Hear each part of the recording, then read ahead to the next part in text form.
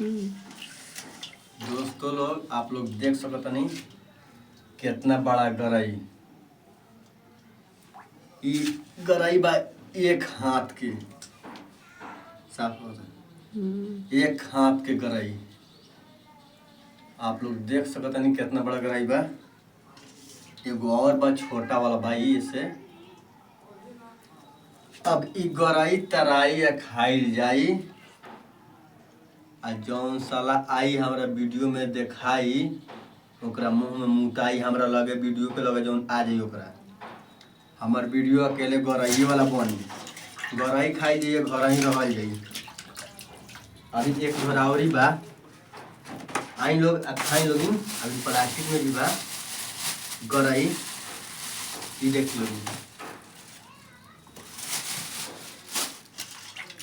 बहुत मस्त बा। कम खाए गरई के कम